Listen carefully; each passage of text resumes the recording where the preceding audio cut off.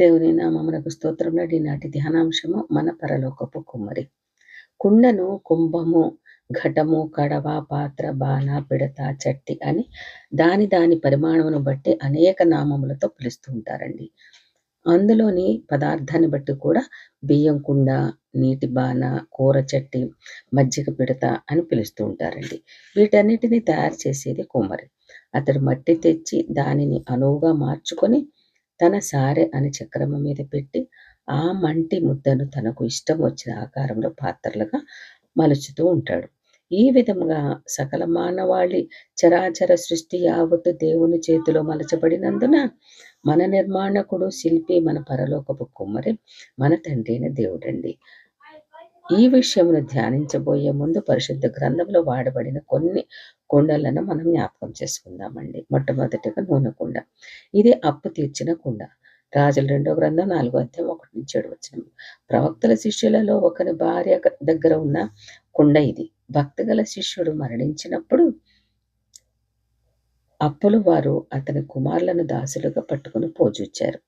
అప్పుడు ఆమె ప్రవక్త అయిన ఎలీషాకు మొరపెట్టగా అతడు ఆమె ఇంటిలో నూనె కుండ తప్ప మరేమీ లేదని తెలుసుకొని, నీవు నీ ఇరుగు పొరుగు యొద్ద తీసుకుని రాగలిగినన్ని కుండలను తీసుకొచ్చి నాకు చెప్పమన్నప్పుడు ఆమె అన్ని కుండలు తీసుకొని వచ్చి ఎలీషాకు చెప్పగా ఎలీషా ప్రార్థన చేసినప్పుడు ఆ కుండలలో ఆ నూనె నిండుకొనగా ఆ నూనెతోటి అప్పులన్నీ తీర్చిందండి. ఆమె అలాగ చేసి అప్పు తీర్చి తన కుమారులను రక్షించుకుందండి. ఆ కుండ ప్రభువైన యేసుక్రీస్తు శరీరం నుండి స్రవించిన రక్తధారలతో మన పాప దాస్యము నుండి విడుదల ప్రసాదించిందనుటకు సాదృశ్యం. ఆ కుండ నుండి జాలువారిన నూనె యేసే పవిత్ర రక్తం. క్రొత్త కుండ రెండవదిగా ఇది శుద్ధీకరణ గావించిన కుండ అండి. రాజుల 2వ గ్రంథం 2వ అధ్యాయం 19-21 ఎరికో పట్టణ నీరు మంచిది కాక నిస్సారంగా ఉన్నప్పుడు ఎలీషా ప్రవక్త ఒక క్రొత్త కుండ తెప్పించి దానిలో ఉప్పు వేసి యెహోవా నామమున ఆ నీటిని శుద్ధిపరిచాడండి. దాని వలన ఇక మరణం ఉండదని సెలవిచ్చాడు కూడా.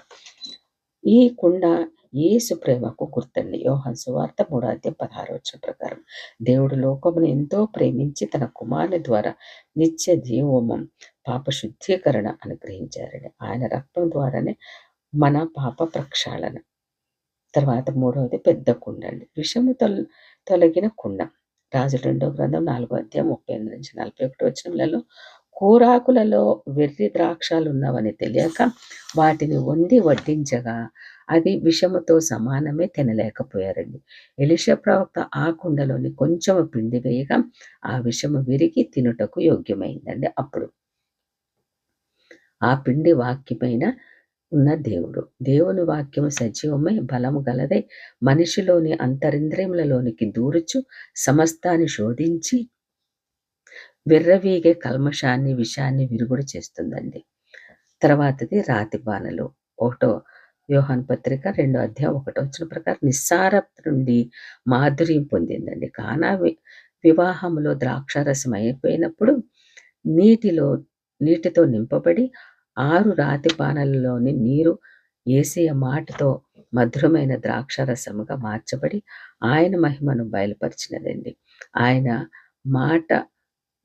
మాట గైకుంటే నిస్సారత తొలగి మాధుర్యం లభిస్తుందండి. తర్వాత రిక్తమైన కుండ. జీవజలాన్ని నింపుకున్న కుండ. సమరయ స్త్రీ యోహాను సువార్త 4వ అధ్యాయంలో ఖాళీ కుండతో నీటికై బావికడకు వచ్చిన ఆమె కరుణా సింధువైన యేసయ్య ప్రేమతో తన హృదయమని కుండలో జీవజలాన్ని నింపుకొనటం బహుధన్యకరమండి. ఆత్మతో సత్యంతో ఆరాధించి యేసును ప్రకటించింది ఆమె. మన జీవిత భాండాన్ని కూడా ఆ జీవజలంతో నింపుతాడండి. విడిపోయిన కుండ. ఇర్మియా గ్రంథం 18వ అధ్యాయం 1-4 కుమ్మరి కుండ చేయుచుండగా అది వాని చేతిలో విడిపోగా ఆ జిగురు మన్ను మరలా తీసుకుని అతడు తనకు యుక్తమైనట్లుగా దానితో మరి ఒక కుండను చేసెను. ఇది నశింప చేయబడు జనమునకు సాదృశ్యమండి. అయితే ఆ కుమ్మరి యుక్తమైన మరి ఒక కుండను చేసిన విధముగా మన పరలోకపు కుమ్మరి మనలను తనకు యుక్తమైన పాత్రలుగా మలచనే మనతో మాట్లాడుచున్నారండి. ఇది యెహోవా వాక్కు. జిగట మన్ను కుమ్మరి చేతిలో ఉన్నట్లుగా మీరు నా చేతిలో ఉన్నారు. ఇర్మియా గ్రంథం 18 అధ్యాయము 6 వచనం ప్రకారం. మనము నిర్మింపబడి రీతి ఆయనకి తెలుసండి. ఆయన పరలోకపు కుమ్మరి కదా! పరిశుద్ధుడైన దేవుడు నేల నుండి మంటిని తీసి నరుని నియమించున్నాడు.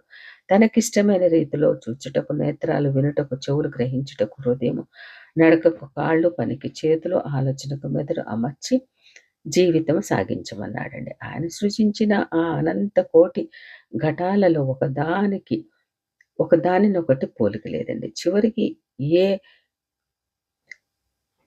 ఏ సహోదరులలో, కవలలకు కూడా ఏదో ఒక చిన్న తేడా ఉంటుంది. అట్టి మహా కుమ్మరిని గూర్చి ప్రవక్తని ఎలీషా నీ చేతిలో పని అయ్యున్నాము అని యెషయా గ్రంథం 64 అధ్యాయం 8 వచనంలో చెప్పి ఉన్నాడండి.